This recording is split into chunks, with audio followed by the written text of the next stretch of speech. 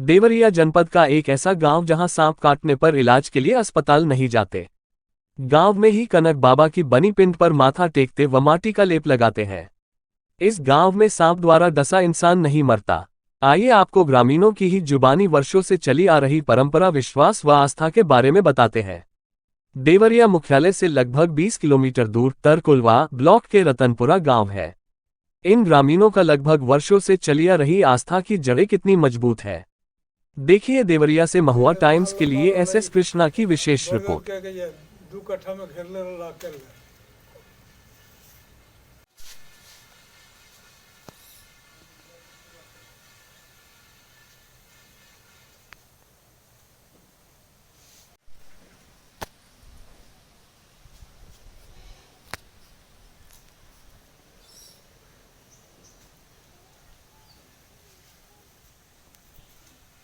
गाँव आपको बता दें, यह गांव बहुत सिद्धि प्राप्त गांव है और यहाँ के कनक बाबा हैं। इनका ये स्थान भी है, ब्रह्म स्थान भी है।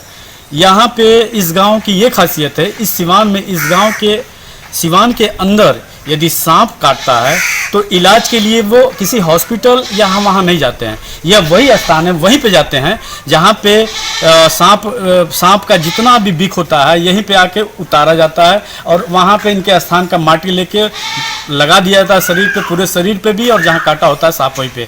आइए ले चलते हैं, कुछ हमारे गाँव के ही लोग हैं जो पुराने भी हैं, युवा भी हैं और हम साथी भी हैं। और ये इनका ये मानना है कि हम लोग सांप काटने के बाद कहीं दूर नहीं जाते हैं। यहाँ पे बुजुर्ग भी हैं और कुछ ऐसे लोग भी हैं जो सांप ने काटा है और इलाज के लिए बाहर नहीं गई। आइए हम बारी बारी से पूछते हैं कि इस गांव में इस तरह की जो प्रथा, मान्यता सही है कि गलत है। महुआ टाइम्स की टीम इस समय रतनपुरा गांव में है और यहाँ के गांव के लोगों से, यहाँ के गांव के प्रधान से, जो कि प्रधान को भी सांप ने डसा है, और उनसे जानते हैं कि क्या ये सही है। जी प्रधान जी, आपसे मैं जानना चाहूँगा, क्या आप इस गांव के क्या आप जानते हैं इस विषय में, जो सांप डसा जब आपको, तो क्या इलाज के लिए बाहर गए? नहीं, हम यहीं थे और सांप काटा हमको। हमने नहा धोआ करके आ गया ब्रह्म बाबा के स्थान पर, लेट गए और वहाँ की मिट्टी पूरे शरीर पर लगा ली। ठीक हो गए? ठीक हो गए, कहीं बाहर नहीं जाना पड़ा? कहीं नहीं गए। अच्छा, इसी क्रम में आप एक और है सज्जन जिसको सांप ने काटा है, आपको भी सांप ने काटा है? हाँ जी। क्या नाम है आपका? जी मेरा मोहन प्रसाद नाम है जी। क्या हुआ जब सांप ने काटा आपको? सांप ने काटा तो हम आके यहाँ पर माटी लगा कर गुड़ लगा लिया उसकी। देखिए, ये सबका इनका कहना है कि यहाँ पे तमाम लोगों को सांप ने काटा है लेकिन कोई इलाज के लिए बाहर नहीं गया। और इसी गांव में सबसे बुजुर्ग जो हैं, जो ये बताएंगे कि आखिर में ये जो कनक बाबा कहाँ के थे और इस गांव में कैसे आके बस गए, उनकी क्या किस तरह का वरदान उनको मिला है। जी पूछते हैं। जी बाबा, क्या नाम है आपका? राम बदन मणि।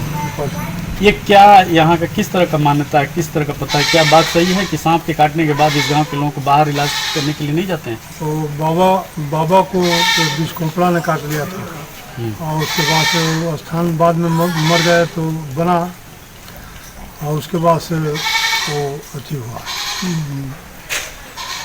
तो ये बताइए, क्या मतलब क्या कहानी है इसके पीछे, कितने साल पुराने ये बात है? करीब 200 लगभग वर्ष पुराना है। 200 वर्ष पुराना है। और आपके जानकारी में लगभग कितने लोग गांव के लोगों को सांप ने काटा होगा और इलाज यहाँ पे हुआ आपके सामने? हमारे सामने तो नहीं हुआ है, लेकिन लोग आके यहाँ प्रणाम करते हैं, ठीक करते हैं, माटी लगाते हैं और ठीक हो जाते हैं। बाद में अपना कपूर अगरबत्ती चढ़ाते हैं। अच्छा। हाँ। यानी आपको सांप ने काटा तो आप कहीं गए नहीं? नहीं। कौन सा सांप काटा था आपको? करैत जी। अच्छा, तो करैत काटने के बाद आप इसी स्थान पे आए। आइए आपको दिखाएं कि यहाँ पे ये बाबा के बारे में और पूछे भी। 3 पिंड है और बारी बारी करते हैं। कनक बाबा का भी पिंड है इसमें और साथ में 2 लोगों को किसका पिंड है वो जानते हैं। आइए, मैं अपने कैमरामैन से मैं कहूँगा थोड़ा सा पिंड को थोड़ा सा क्लोजअप में दिखाएं। और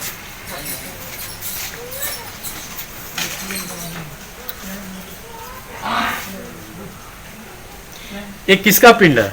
वो परब्रह्म परमात्मा का है। और वो वो बीच वाला कनक बाबा का है, और और वो लाल बहादुर मरी का है। उनको भी सांप काटा था, वो भी मर गए थे। इन दोनों लोगों के प्रसाद से